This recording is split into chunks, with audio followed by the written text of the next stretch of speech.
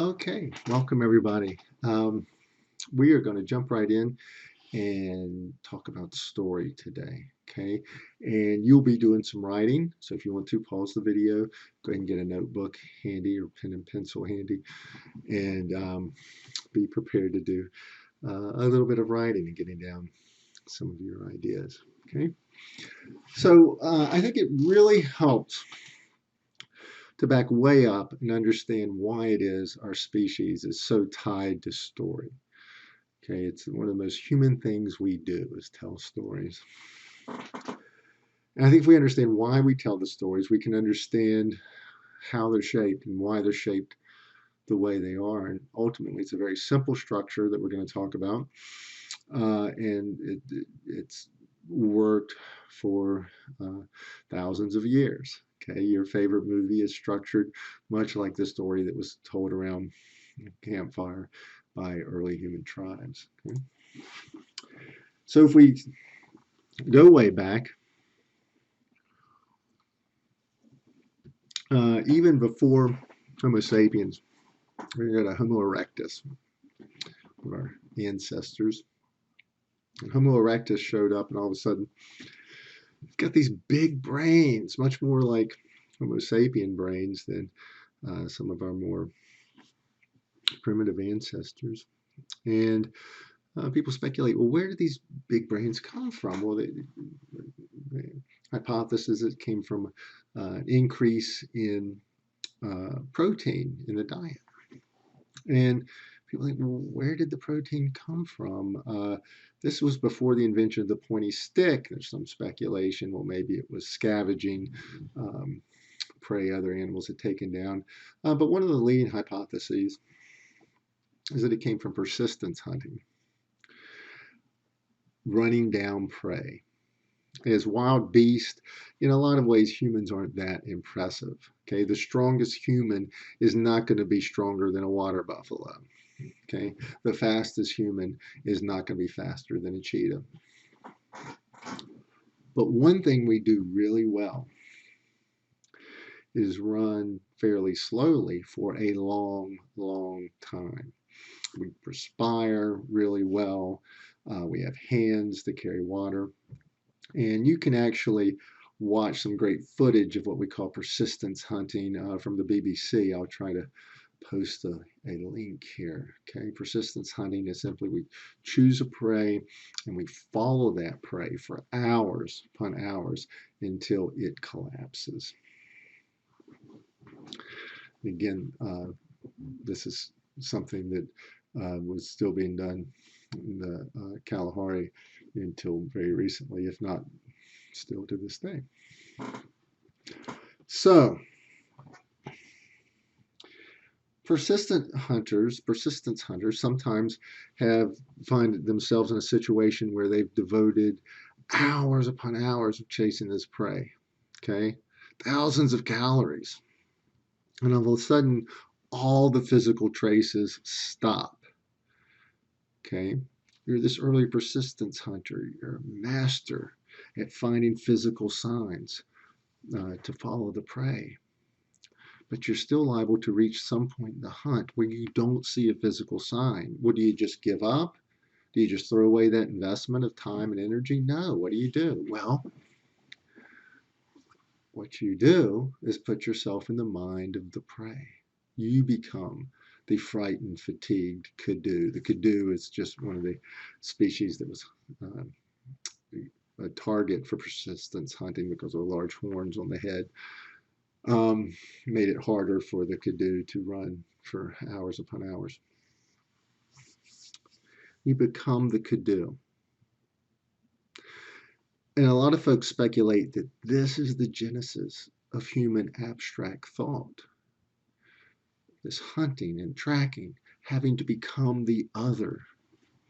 Okay, in a lot of ways, it's very similar to what the playwright does when the playwright says, oh, what's it like to be this character of mine or that character of mine, right? It's kind of the same thing.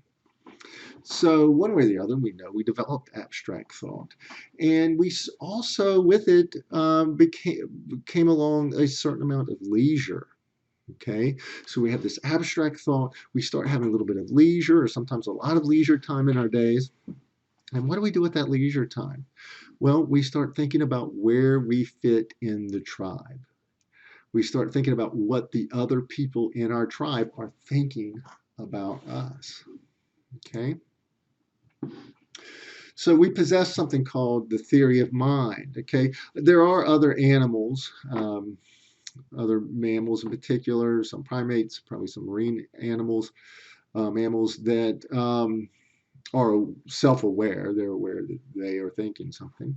Okay, theory of mind starts in the what we call the second order of intentionality. Okay, I'm aware that I believe that another individual believes something. Okay, at that point we have mind. Adult humans are capable of fifth order intentionality. Looks something like this. I'm aware that she supposes that they want to ensure that everyone else fully comprehends that we would like them to. Okay, so we can really think about how other people are thinking about things. Okay, we can think about how other people are thinking about what other people are thinking about what other people think about us. Right? We're very aware to this day of social standing. Where do we stand in the minds of others? There may be one or two of you that are fully enlightened and have totally transcended this concern about where you stand in the tribe, but most of us have not. Okay? So, anything that threatens our understanding of where we stand in the tribe is referred to as the social evaluative threat. Okay, and when we feel that social evaluative threat, we'll get a spike in cortisol, the stress hormone. We will feel stressed. Okay, I want to experiment with this a little bit. I want you to be aware of your body right now while I ask a few questions. Okay, be particularly aware of the level of muscular tension as I ask these questions. Okay, in what month were you born? Now, probably very little change in your physiology as I ask that question, right? It doesn't really relate to any social evaluative threat. You know, we're not going to judge you one way or the other because you were born in this month or that. Okay, similarly, see what your body does when I ask this question. Have you ever been to Wyoming? Now, that may trigger some memory and some emotional response, but you're really not worried about what someone would think about whether or not you've been to Wyoming. Okay, you may have a fond memory or an unfond memory of being in Wyoming, but you know we're not going to judge you on whether or not you've been to Wyoming. Okay, now think about this one. How good are you at solving crossword puzzles? Here you might have felt your first little twinge of social evaluative awareness. Okay, because you might think, well, my ability at crossword puzzles it has a little bit of a tie to my intelligence, my ability to think logically. You might have felt a twinge there. Okay, but how about this one? How about this one? Compared to other people, how well do you dress? Is that a little different? You feel a little more cortisol there, perhaps? Or maybe something like this. If you had to guess, do you think you are as intelligent as the other people taking this course?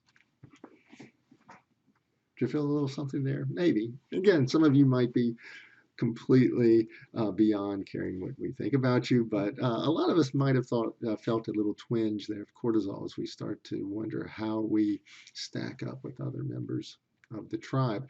Interestingly enough, those of you with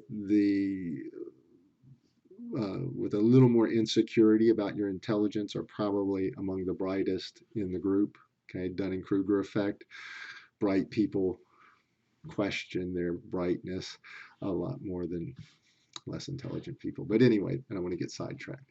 But I want you to think about how this cortisol effect and relates to the social evaluative threats. Okay, because basically What fiction does, what storytelling does, is it allows a safe place to work out these socio-evaluative fears and insecurities. Okay, that's the primary purpose of storytelling. That's what it's all about.